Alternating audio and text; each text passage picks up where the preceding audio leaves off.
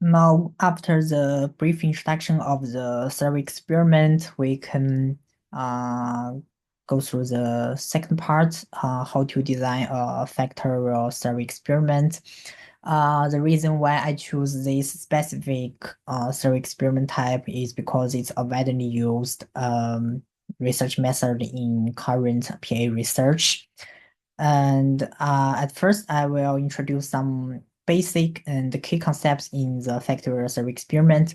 The first one is the vignettes. The vignettes are hypothetical scenarios or profiles that are created to represent different combinations of factors. Each vignette provides specific information that respondents can evaluate, and they are usually they are not usually limited to the text format. It can be also be the video, audio, or images. But the text is most widely used in factorial survey experiment. Then factors and the levels. Factors, we usually call them attributes in some papers, and these are the independent variables that have been studied, like the educational level, work experience, the financial transparency, or some other you interested independent variables. And the levels, each factor have various levels or categories that represent different variations of that factor. Like for education level, it can be high school, bachelor's, master's, PhDs, and it can also be like for the transparency, there are high transparency, low transparency, like such levels. And then how to calculate the number of vignettes based on the factors and the levels. Like here are two examples. Like for the first example, we can see there we have three factors: the gender, employment, and the marriage status.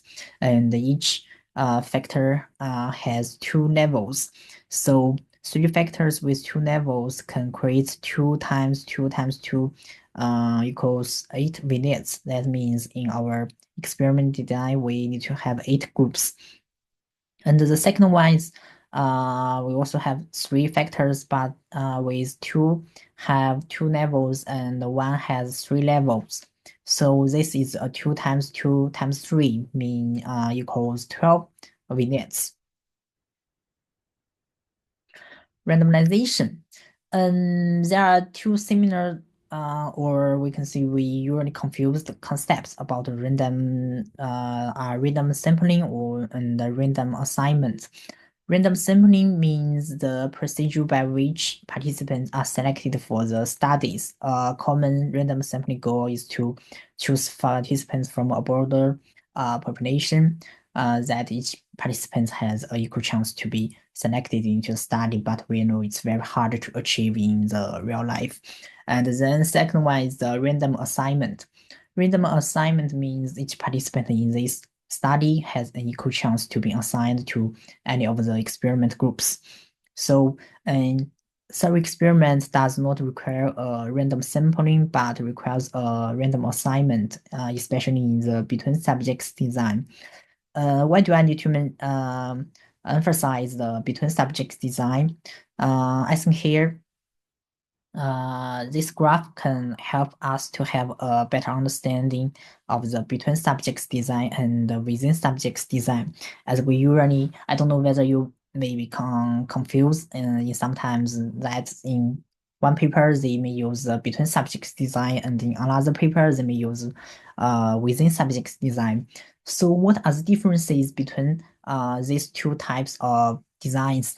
So in a between subjects design, it means that different participants are assigned to different groups, with each group exposed to a different condition or treatment. So this means each participant can only experience one condition in a between subjects design.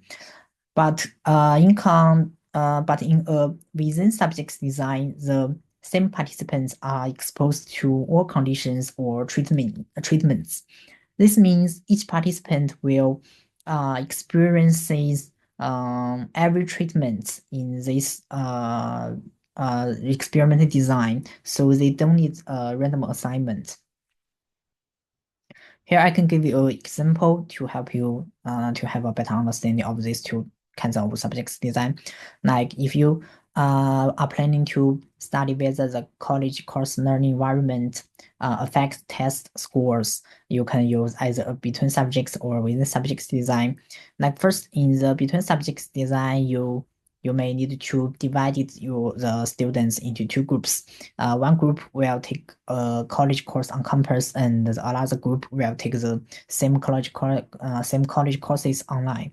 So then you will do the same test to all participants and compare the test scores between the two groups to see whether there are significant differences. And in a within subjects design, so the every student in your sample would take part in the two conditions. Half students may first take the course on campus first and then switch to the online learning, whereas another half students will take the online course first and then take the course on campus. So then you compare the test scores within subjects between the two conditions to test whether each students have significant differences before and after they take in the different courses. And for the design process of factorial survey experiments, here I mentioned the 10 main steps for designing a factorial survey experiment. So the first step is to define the research question and the hypothesis. And based on this, we need to identify the key variables and then select the factor levels. Based on the factors and the levels, we need to create vignettes and the questionnaires to measure the dependent variables, moderator, mediators, or any other control variables. And then we need an ask review to see whether the vignettes and the questionnaires are suitable to conduct in the real world to avoid any potential ethical risks. And then we need to choose a target sample and do a pilot test before we expanded it to a larger sample. So after the pilot testing, we can do the main survey to collect our data and then do the data analysis and then illustrate the results of the data and we collected and report our key findings.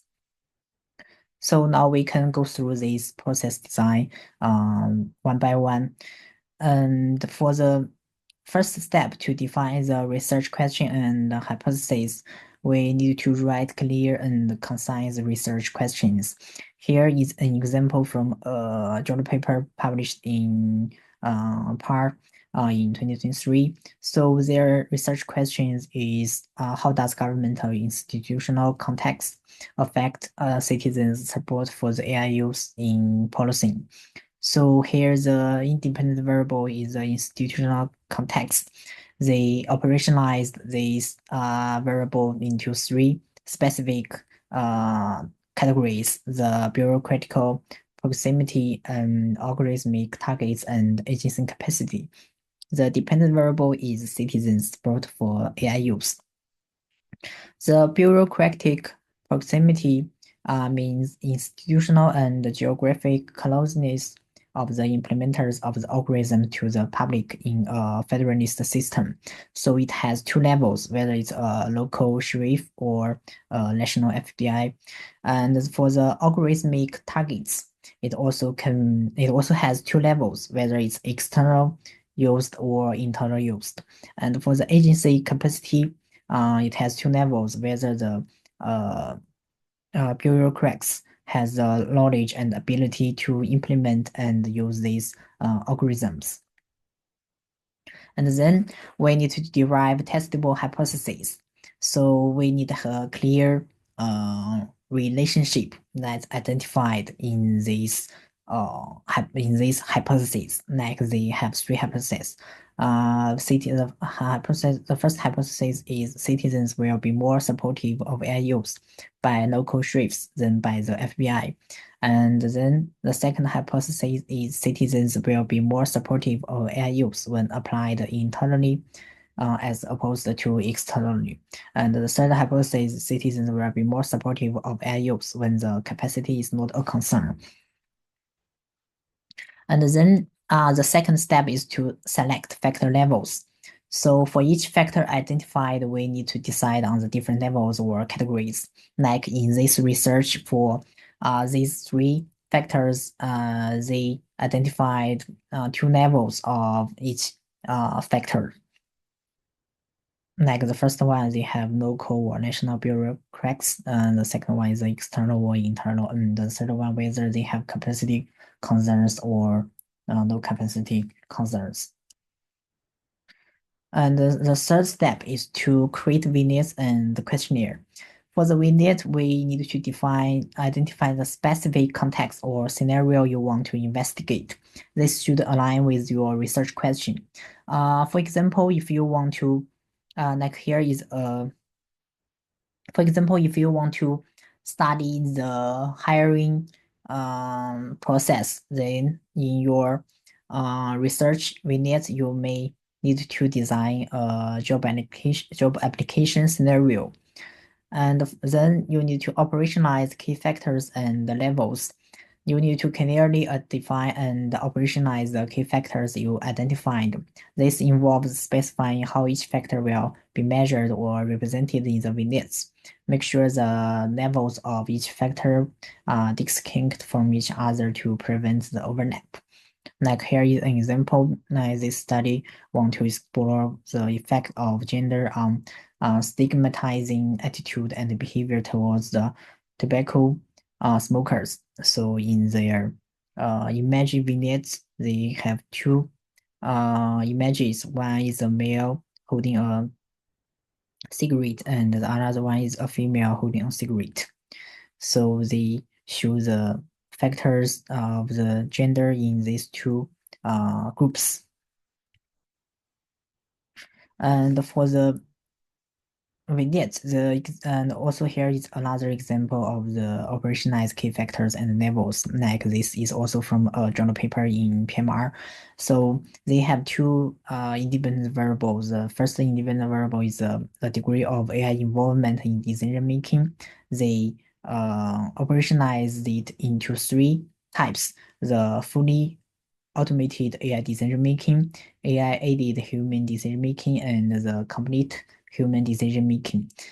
And the second independent variable is the deservingness information queue. So they manipulated this into two levels, whether there is disclosure of deservingness information queues or no deservingness information queues. And more specifically, they mentioned that the deservingness queue is a divorced native woman with a child. And then after we operationalize the key factors and the levels, we need to develop the vignette structure. You need to create a constant structure for the vignettes. Now, this may include the introduction. You need to briefly introduction the main character or subject or the background information. Like here, here is an example. Like Alex is a candidate applying for a marketing position. And then you need to describe the factors you've identified. Like Alex holds a bachelor's degree and has 5 years of experience in the industry. So in this, we identified the two factors and their levels. Like the first factor is the educational level, and the second factor is the work experience. And then a conclusion or context, then you provide a brief statement about the scenario that sets the stage for evaluation.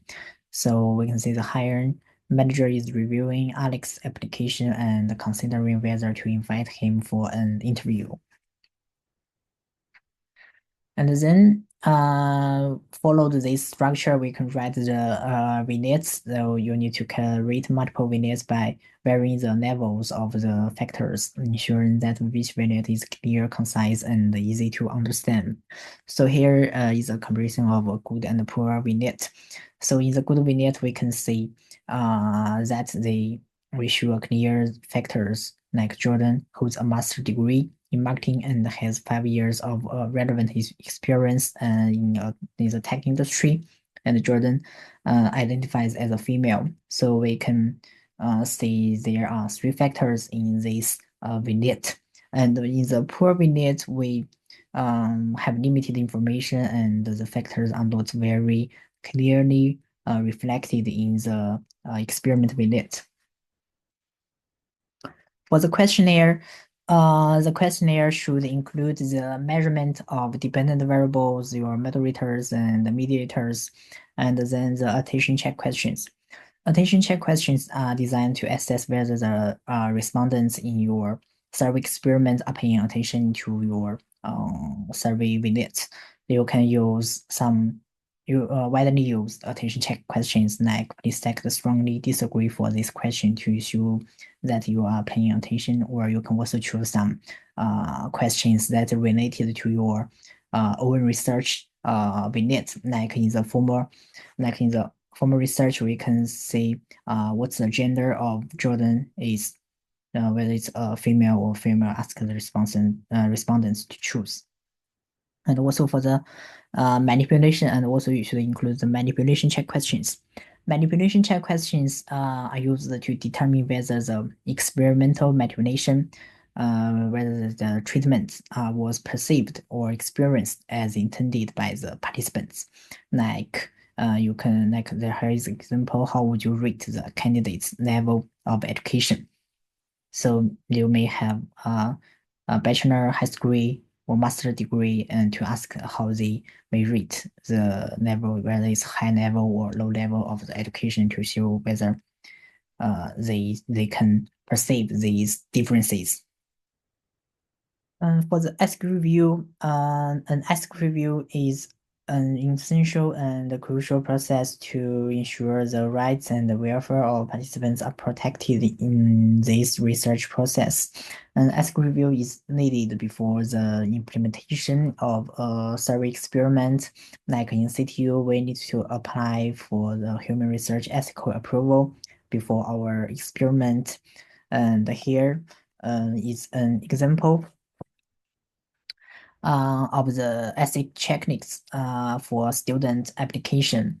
They may evaluate whether the study will involve participants who do not possess the legal, physical, or mental capacity to provide valid informed consent to participate in the study, will the deception of participants be necessary during the study, or will you provide any financial incentives to the participants? You can go to this website to know more about the CTU's ethical regulation rules. And also, the next step is to choose a sample. So first, you need to define your target population, whether you are in an educational context or whether you want to focus on the bureaucrats, or you do have any age requirements like age between 18 to 40. And then you need to determine the sampling method. Like we have simple random sampling, stratified sampling, or cluster sampling. And then determine your sample size. Determining the sample size is crucial for ensuring that the study has enough statistic power to detect significant effects. So we need to conduct a power analysis to determine the minimum sample size. Like here, here is a website. Here is a website where you can help you to understand the relationship between these concepts visually, and we usually use G-Power. This is a software to calculate the minimum sample size. Like in the interface, you can input your wanted effect size, your alpha error probability, your power, and the number of groups. And then it will give you a total sample size for your reference. And then pilot testing. Pilot testing is very, very important, as it can help you to identify any problems with the survey design, your questionnaire, and the overall structure before the full deployment. This can help you to save your time and money costs. And then for the sample selection, you may need to choose a small sample that reflects the target population. Like if you want to conduct a survey experiment in the students, then your pilot test participants also need to be the students. A common rule is to use a sample size of 10 to 20% of your full-scale survey sample size, or at least 30 to 50 respondents. And run testing. If there are significant changes in your survey experiment design, then you may need to do another pilot test before your full experiment. And then data collection. There are many ways to collect your data, but it mainly depends on your research design, your research question, and the resources you have. Like for factorial survey experiments, we now mainly use some online platforms because for a factorial survey experiment, we usually need 1,000 or 2,000 participants. So this big online platform can provide enough participants in our survey experiments.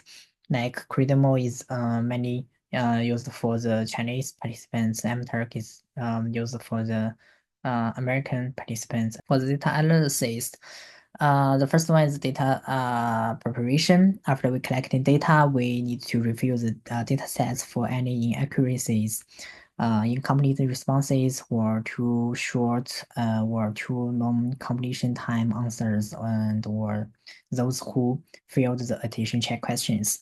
And then we need to do the randomization check and the manipulation check analysis, and also the descriptive statistic of the demographic information of the participants, and also the most important one, the hypothesis testing. We can do the t-test, ANOVA analysis, or the regression analysis. The final step is to interpret and report your research results. So you may need to ensure that your reporting style is consistent with the guidelines of the relevant field or the relevant journals. That is a good way to use the charts, graphs, or tables to visually show your key findings. This can enhance the understanding and make the data more accessible to the readers, especially for the reviewers. These graphs may help them to have a better understanding, and they can easy, and also they may be easier to understand your key findings.